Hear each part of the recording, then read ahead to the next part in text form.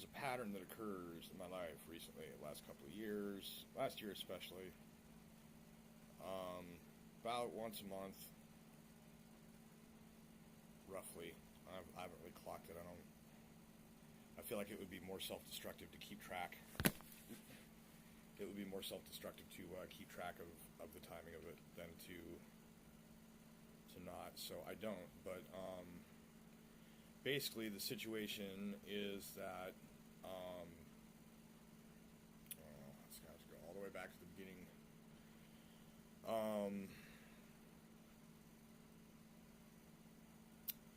Let's see. I was 4 when my sister was born. Been conscious as an individual since I was about 2-ish, but my furthest memory's back. I have a 6-month memory and a 1.5 year memory for sure. 6 months I almost drowned, and 1.5 year memory was reading street speed limit signs out loud while my mom and dad were driving, which I had confirmed.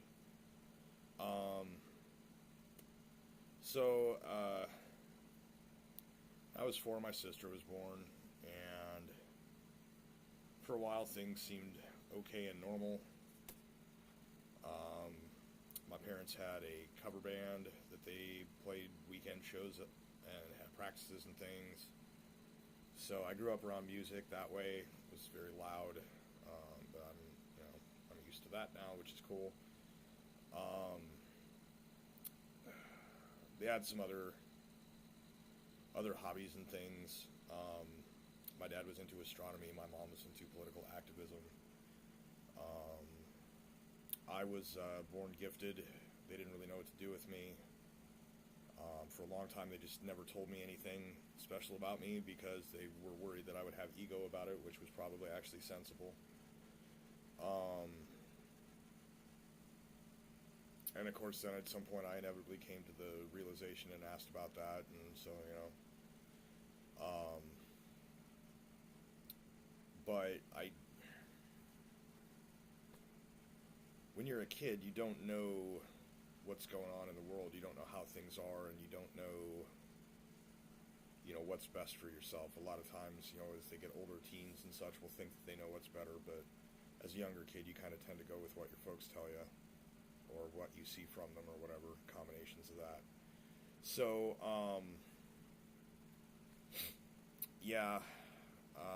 as my sister got older, she was a tag-along. There was the typical jealousy on my part, as the older one would have preferred to have been the only child. And, things were fairly normal until when I was 8 and she was 4, was the first time that I'm aware of that either of us had been, for lack of a better term, sexually abused as a babysitter. With me, I think that may have been a fairly isolated time that happened with her. Unfortunately, the tendency in the world with females is that it happens a lot more.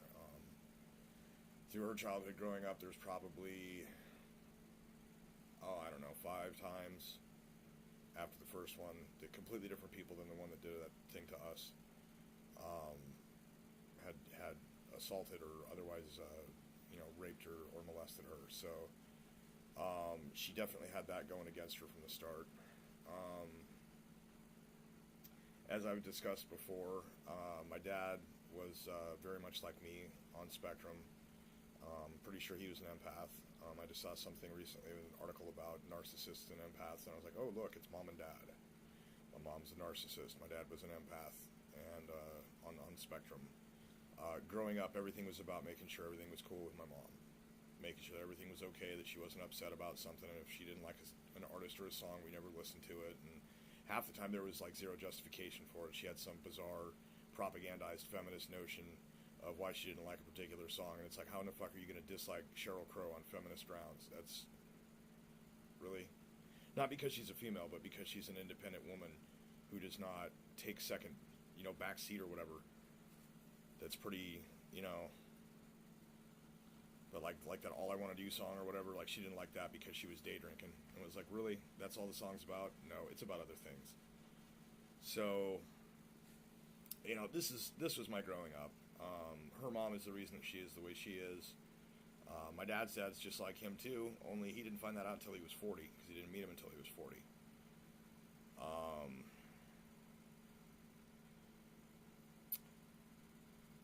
So anyways, moving the story along, these are the people that are raising these two kids that have had these things happen to them, and they didn't seem to have the first goddamn clue what they should have done about it. We never really had therapy or anything like that. Nobody really ever found out if we were okay. I don't want to say that I was okay or that I managed, because I was pretty fucking wild, and I was known for being crazy. And my sister got into the party life when she was in high school. Around that era, basically, when I got my first car, it was a Lemon. My parents didn't want to spend a lot of money, and they'd already drained my savings accounts that they'd started to build some interest up over time because they had the money to do so. They drained that out for their own personal vehicle and never replenished it, and then they said in repayment they were buying me this vehicle, and they basically got one for the same amount that they had taken without any, it was just like an exact amount thing, and it was always stinged with me. I always had to pay them back on things. Had to mow lawns to earn money to get gas for my car. When the lawns ran out, I had to get a job. When I was done with high school, it was insistent that I go straight to college and not fuck around. I wanted to take 6 months or a year off. And after 6 months off, my dad said I needed to hurry the hell up and get to college.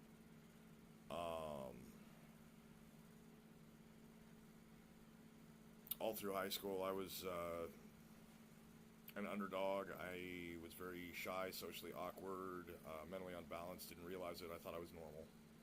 But I was just a smart person, but I had issues.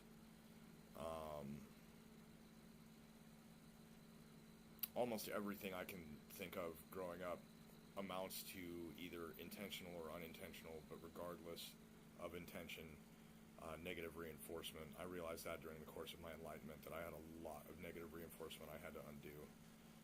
Half the time I don't even fucking think they realized that was what it was, and I don't understand that how you can have somebody who's been around the world, literally crossed the equator multiple times in the Navy, and been a pastor, been a machinist, been an astronomer, been all these things, and my mom, having been through college, she took psychology, developmental psych, biology, anthropology, all these education and life experience that these people had, and it amounted to basically nothing when it came to understanding how kids develop as people. They had absolutely no clue. They didn't know how to help kids deal with abnormal psych issues because of trauma.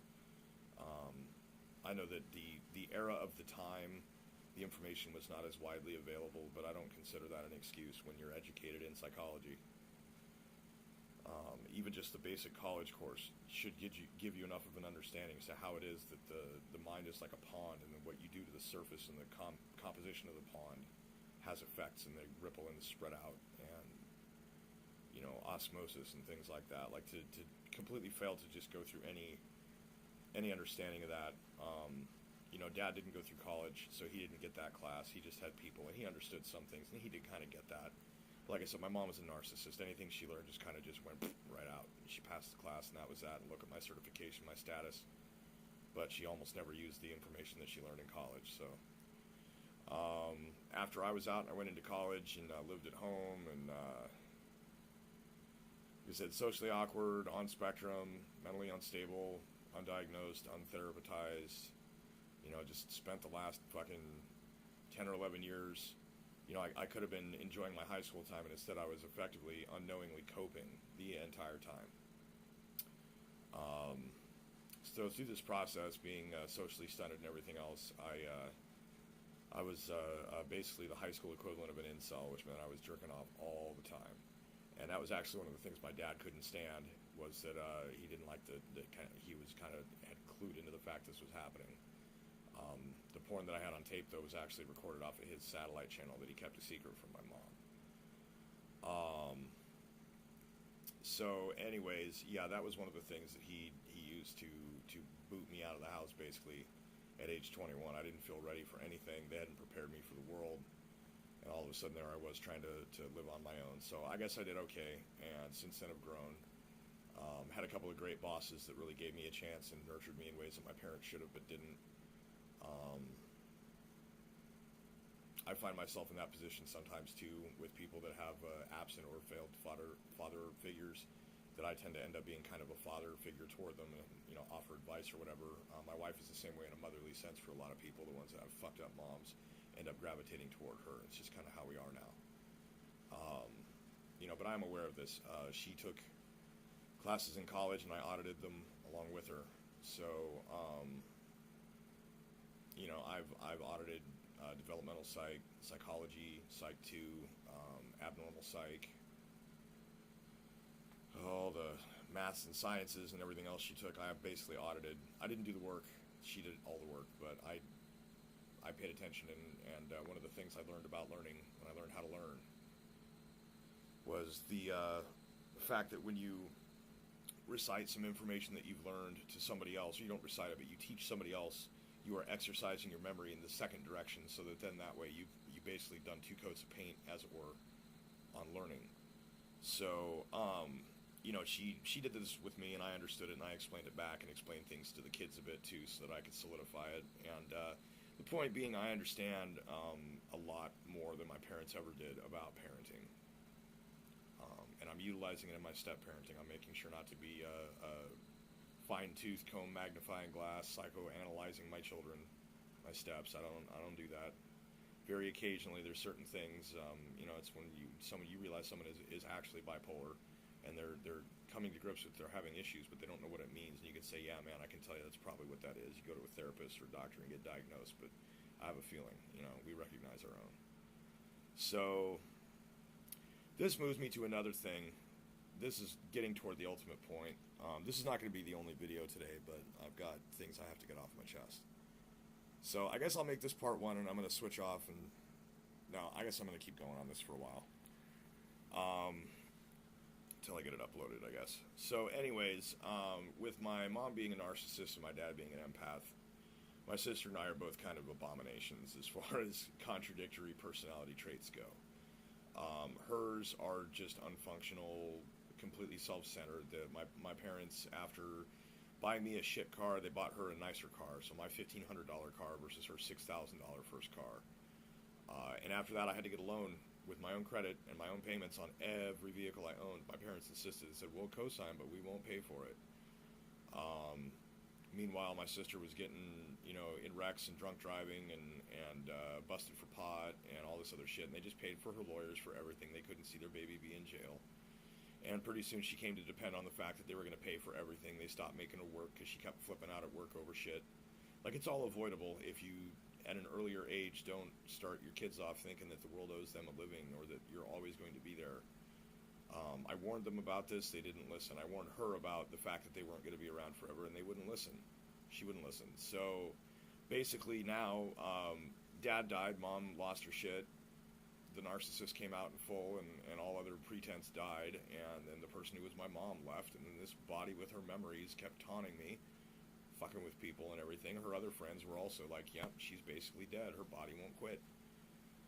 It's a horrible fucking thing to have to say about your mom. I gotta tell you, don't think that it doesn't hurt me to say it, but I'm trying to be realistic about things because I have to fucking move on with my own life. And it's like this, all of this ridiculous trauma, and I don't understand why it had to be that way. I don't think it should have.